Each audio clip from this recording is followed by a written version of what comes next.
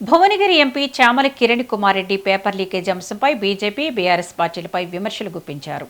Neat paper లీక్పై పార్లమెంటులో చర్చకు కేంద్రం అంగీకరించలేదని రాహుల్ గాంధీ జవాబుదారీతనం కోరారని అన్నారు. తెలంగాణలో కాంగ్రెస్ ప్రభుత్వం 67,000 ఉద్యోగాలు భర్తీ చేసిందని, ఎలాంటి పేపర్ లీక్ జరగలేదని చెప్పారు. బీఆర్ఎస్ పనులలో గ్రూప్ 1 10వ తరగతి పేపర్లు లీక్ అయ్యాయని గుర్తు చేశారు. అప్పట్లో బీజేపీ నేతలు ఎందుకు మాట్లాడలేదని ప్రశ్నించారు. సీఎం రేవంత్ రెడ్డికి విద్యార్థుల భవిష్యత్తుపై దూరదృష్టి ఉందని, బీజేపీ తప్పుడు ప్రచారం మానుకొని వాస్తవాలు మాట్లాడాలని సూచించారు. Paper leak, NEET exam paper leak సమస్య భారతదేశ వ్యాప్తంగా కూడా మే మొదటి వారంలో జరిగితే జూలై ఆఖరి అంటే జూలై 23, 24 తారీఖు నాడు వాళ్ళు డెసిషన్ తీసుకున్నారు.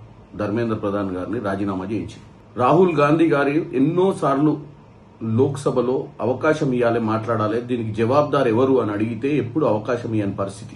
జంజీ రోడ్ల మీదకి వచ్చిన తర్వాత నరేంద్ర మోడీ గారు, ప్రధానమంత్రి గారు ఈ పరిస్థితి చేయి జారిపోతుందన్న ఉద్దేశానికి వచ్చినాక ఈ నిర్ణయం తీసుకున్నారు.